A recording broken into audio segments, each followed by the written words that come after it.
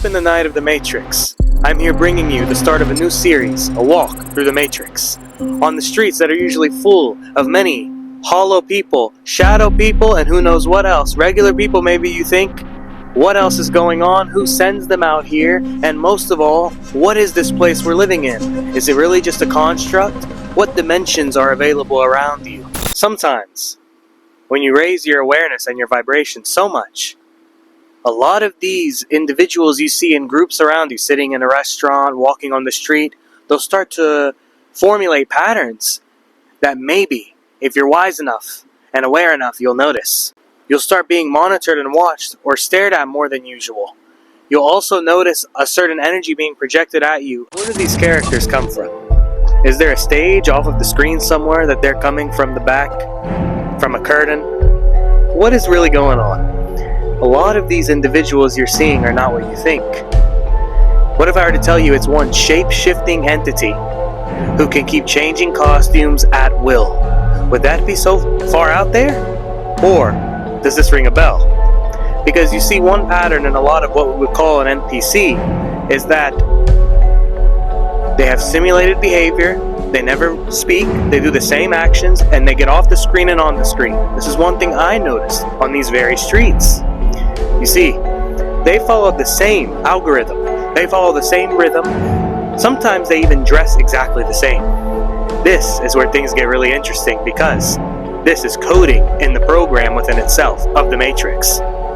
And you witness it through these things. Now, it's your advantage to notice it in these moments or to brush it off and say, oh, it's just a coincidence. Oh no, I'm reading too much into this. Then the play continues, whilst you remaining just another part on the stage, until you notice that you are aware of the stage itself.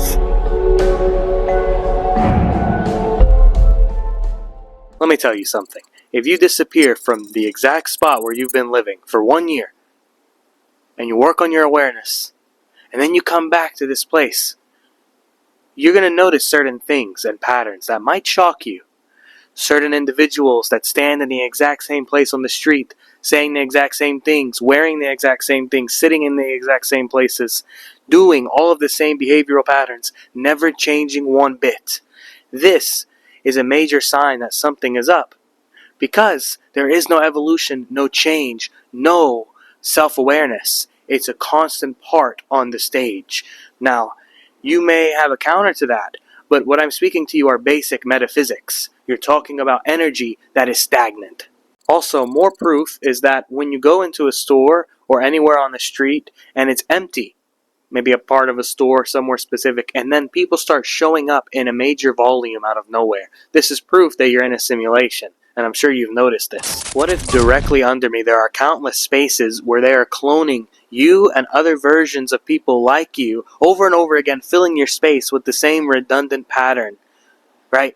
Making consciousness appear there, but it's only a figment of your imagination. What if AI has its own generating clone software where you are constantly being made into something that you don't even recognize yet? It's building it in different parts and adding other people in a combination of its own creation.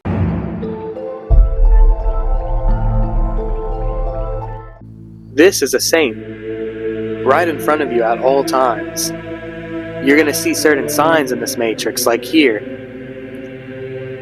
asking for help from the divine, going straight to the third eye in an illuminating way, awakening the senses. Yet, all day people are walking these streets just like this show, constantly looking to have dead flesh, moving around, roaming like a zombie. They move around like a zombie, they think that way. Meanwhile, you got these little signs in front of you that are showing you senses awakening, higher angelic realms that are here to connect with you in the angelic realm. And what you can do is take things like this, where you have the symbolism in your life where you're seeing a show where it's literally certain survivors trying to make it in a world of dead creatures roaming around them, wanting to take the life force that they have. And it's all about flesh, like in this world here where everyone's always wanting to eat something that's dead, something rotten, and sacrificed as well. Now this routine, this loop, is not all just about a show. Maybe everything you're seeing has a part in your story.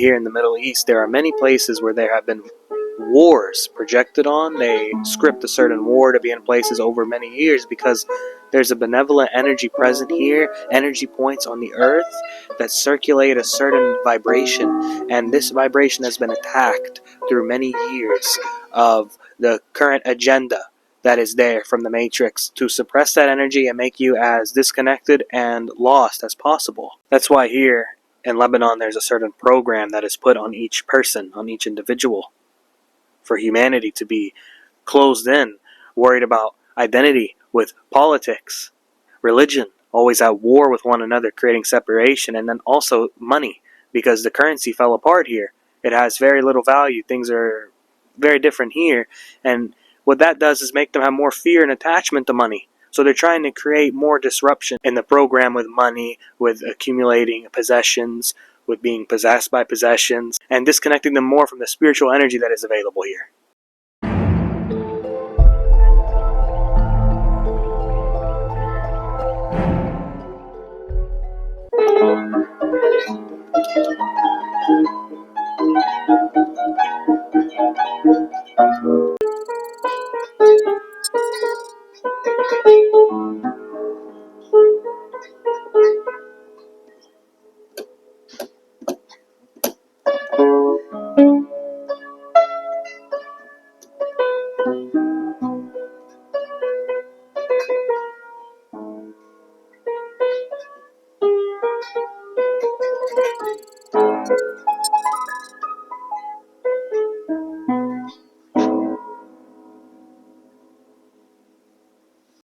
If you like the information you heard in this episode and want to see more videos like this, subscribe and put your notifications on.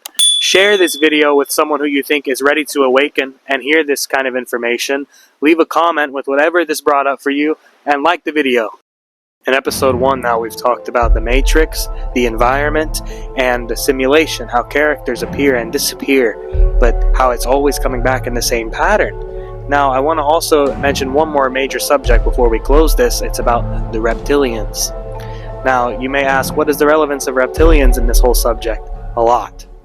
What the reptilians have done is put the humans in a state of mind that is the lower body, constantly on the lower plane, lower dimensional field, always thinking in the past, linear time, following the clock, Saturn-based reality, and what happens is they keep you in that while they keep siphoning your energy. They are actually the ones who set up this whole system, this whole paradigm for humanity with money, with fear, with trauma, with separation, with anger, with projections. That has a lot to do with the part of your brain that they consider the reptile brain. Then there's also the human brain, because you actually have a lot to do with more than just being a human. You're a multidimensional being. The irony of this entire existence is that they've created a system of worship where you think God is outside of yourself. In fact, you have the energy of God within you, and you're constantly worshiping something outside of yourself without the self-recognition, while they keep you warped into a system of time and control, learning false knowledge, false history, and most of all, thinking God is something outside of yourself that you have to earn your way to after this life, when He's always here with you the entire time. Everything that the church uses comes from higher knowledge from ancient times that they just don't tell you anymore. Even a bell, to call you to come worship their system, they adjust it to certain frequencies.